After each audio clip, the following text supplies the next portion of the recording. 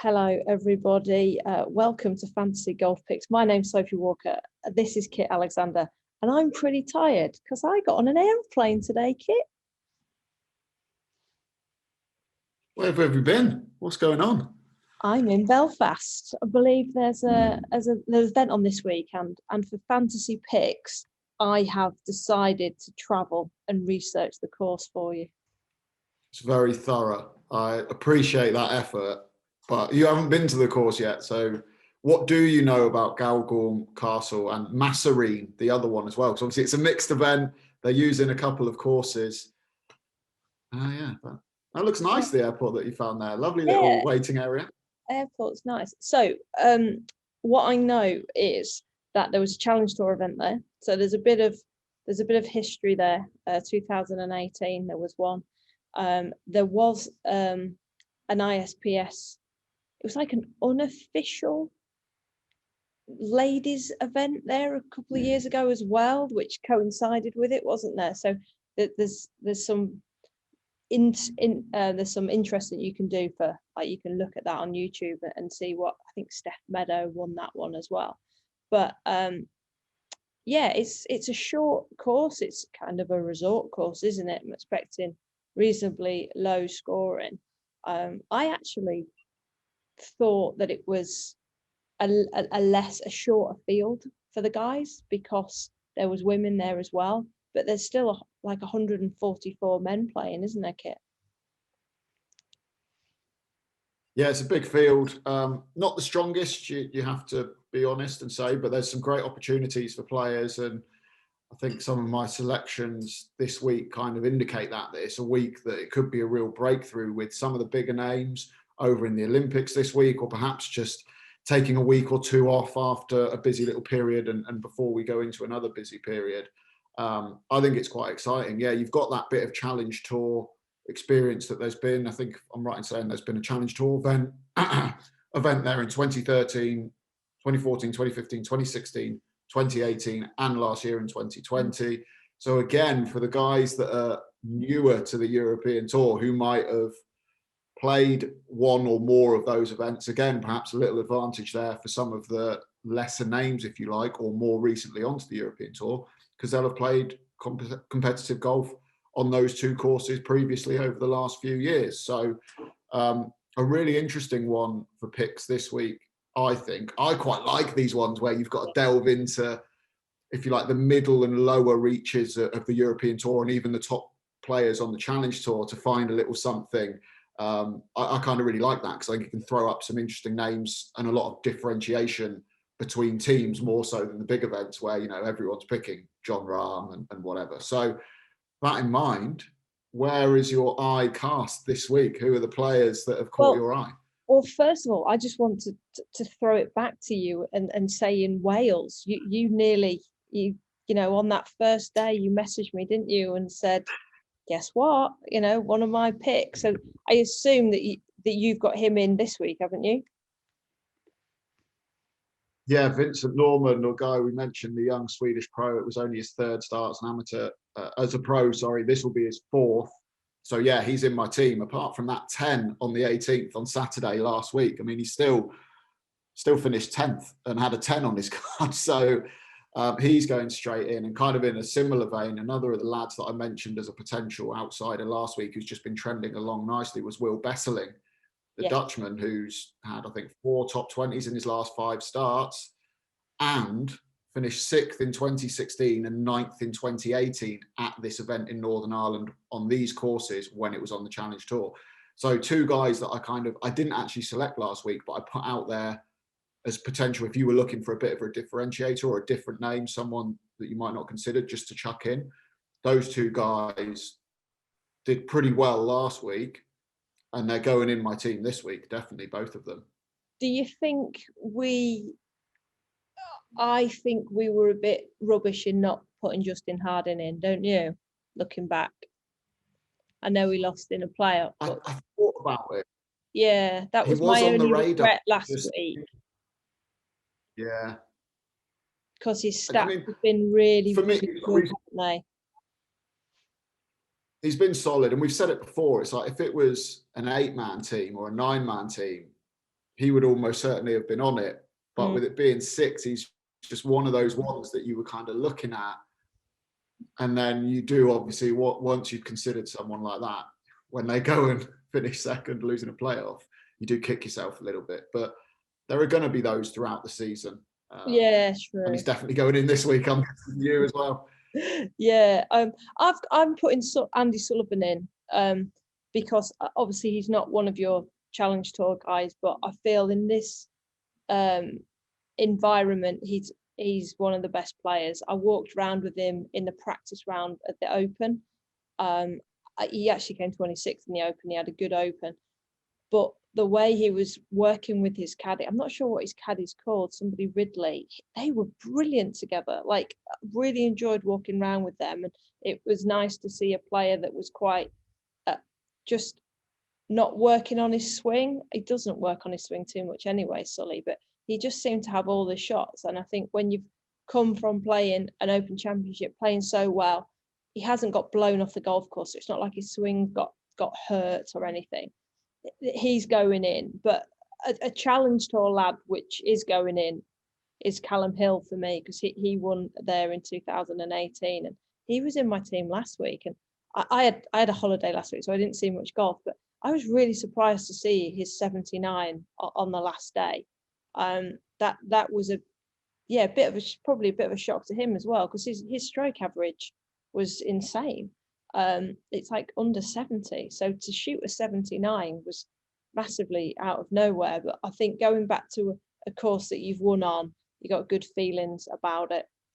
And I do think, although looking at the format, I think it's going to be more similar to the Vic Open rather than the Scandi Mixed, but there will be certain players, male players, that will really quite embrace this type of format. You saw like Scott Hend, he did well in the event in Jordan, then did well in the Scandi Mix. I remember playing in Morocco, and Alex Levy was brilliant. That was an event which was men and women, and he really enjoyed him, like just going out to dinner with the women, interacting with them, and quite. I think some guys will just get better in this situation. I think an Eddie Pepperell as well will quite like just sitting next to some. I know we can't interact like we would like to, but just being on the putting green with a Georgia Hall and just, used to play junior golf together, chatting together. I can see players like that in the men's game, personality wise, maybe coming through a touch. That's why I put Adrian Ortega in, because he's been doing reasonably well. He's been having a few top 30s, obviously lost in the playoff in the Scandi Mix. His caddy used to work on the Ladies European Tour. He gets quite friendly with the Spanish players, and there's just a really nice interaction there. So I think the players that are going to almost embrace this, because there'll be 2 courses. I don't know if are they playing together or not, men and women, Kit. I think it's alternate groups. Yeah. So they're not mixed groups like they were at the Scandinavian Mix. It's technically 2 different tournaments, but it's alternate groups. So you get men's group, women's group, men's group, women's group. So you'll be on the practice ground next to each other. You'll still be on the putting green next to each other. So yeah, players like that, which the personalities will come out in it. I mean, there's going to be loads to look at. Who's on your radar for people that, to have a look at? Oh. Sorry about that. Well, the other couple of guys to fill out my team alongside Harding, Sullivan, I'm with you on. He's a bit of class in this field. I like his form's been decent. I caught up with him actually the week before the Open at the Scottish Open. He'd been really struggling with his golf ball. He tried 3 golf balls in the previous 3 or 4 events. He's settled on one now that he likes, so that's a big bonus. Mm-hmm. So he's in for me. Norman and Besseling we mentioned. I'm rounding out my team with Santiago Tario, the guy at the top of the Challenge Tour rankings, Spanish, 30 years old. I mean, he's been scintillating on the Challenge Tour this season. He's won twice and finished inside the top 5 4 times in his last 7 starts. And that 7th start that he wasn't in the top 5 was a tied 16th. So at that level, he's absolutely tearing it up. He also finished 7th in the Northern Ireland Open on these courses last season when it was on the Challenge Tour. Of course, it's a bit of a step up from Challenge Tour to European Tour, but his form is so good and his confidence is so high that I think he'll roll with it. And also, even though it is a step up, because of the nature of the field this week, it is going to be somewhat more familiar surroundings for him. There'll be a lot of guys in the field that he's beaten in those starts on the Challenge Tour over the last 2 or 3 months, and a lot of guys that have come through the Challenge Tour and he will have played with in the last 2 or 3 years. So he will have that relative level of comfort factor for what is his first European Tour starts. And obviously, you look at the field, with that form, he is playing the best golf, you could argue, of anyone in this field. So he's going in for me.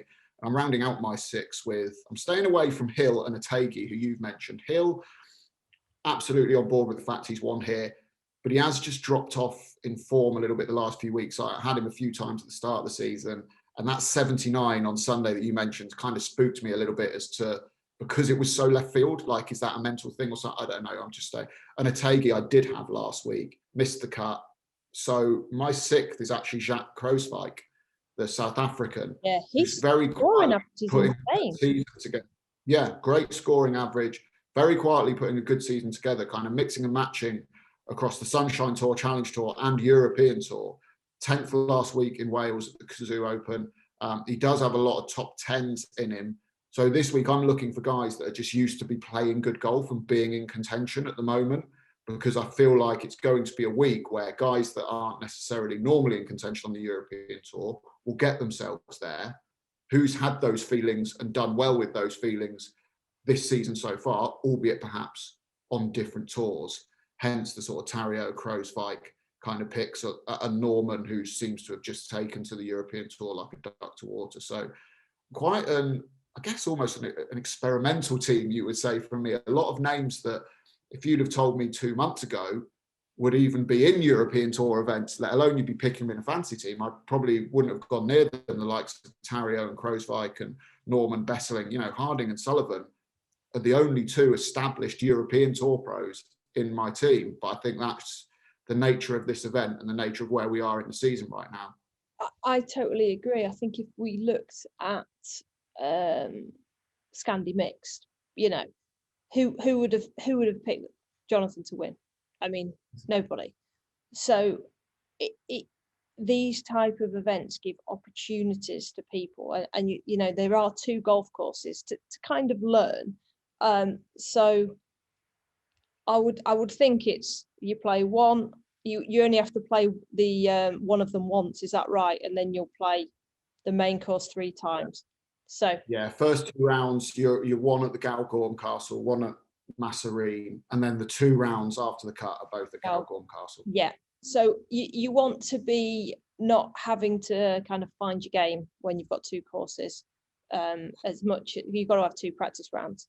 I remember doing this type of event before, and sometimes you almost had to sacrifice the one course that you only played once. You might only play 9 holes around there because you couldn't get your 36 holes in. So you actually just need to be quite in control of your numbers and, arguably playing well. I mean, there's players in this field that they've done nothing, like recently, but you'd be like Lucas Bregard. Is Houghton Lee playing? He had a shocker last week. I mean, what happened to him? Houghton Lee and Lucas Bregard, 2 guys that have got to the top 50 in the world and have fallen off of a cliff in the last 18 months to 2 years. So, you look at them, they're big names in these kind of fields, but you just wouldn't go near them. I don't think Houghton's playing, but I believe Lucas is. Right. He might still be in. Don't take me as absolutely gospel on that, but I wouldn't be going the greatest one in the world near either of them. I think another name Højgaard's not a bad shout. Nikolai Højgaard, yeah, he's been playing nicely. He was very much on my radar. Even someone like Masahiro Karamura, who kind of pops up every now and then, the Japanese guy, played well last week. He's one that I'm always sort of having at the back of my mind for these, somewhat smaller events, shall we say. Mm-hmm. And there's another one, and it's a Scottish player who I'll be interested if you know anything about him. Ryan Lumsden, is that a name you've come across? No. Go on then, tell me. So, young Scottish player playing out on the Alps Tour at the moment, which is the 3rd tier in Central Europe, feeding into the Challenge Tour. His last 2 starts on that tour, a win and a runners-up finish. So again, just someone that is playing good golf, essentially. And if he can deal with the mental aspect of the fact that this is now a European Tour event and not an Alps Tour event, the fact that he's playing really good golf should translate really well. It's more mental, I think, than the golf side of things for players like him and Tario this week in making that step up. That's the one thing I would say. Alps Tour to this feels like a big step. Challenge Tour, absolutely. This is very much like, you know, somebody like an Andy Sullivan will be walking into this going, I should win this. I should win this. Yes. So I think that's I'm thinking, who have I got? I've just double checked. I did my team this morning. So in my team, I've got John Catlin. I've got, it's all just kicked me out. That's not good.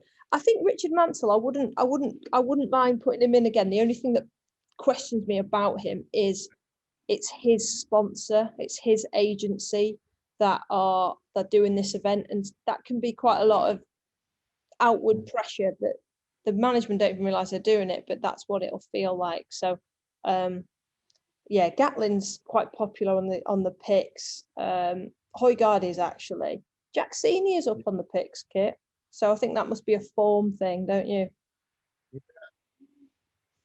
I can understand that. I feel like it's a style of course that he would suit quite well as well.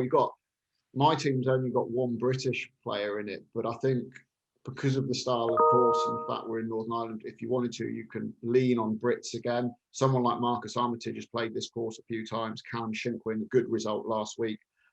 David Law is starting to show little signs as well. So just purely by chance, I kind of don't really have many Brits, but I think this is an event where you can probably lean on the Brits a bit because of the style of course and the familiarity that there's going to be there, especially, you know, guys that have come through the Challenge Tour as well and will have seen and played these courses before. Yeah, I think so too. Who are you going captain? Well, I did John Gatlin last week. I tried to vary it up and it didn't work for me very well. So I think I'm just going to stick with Sully. I'm going to go safe.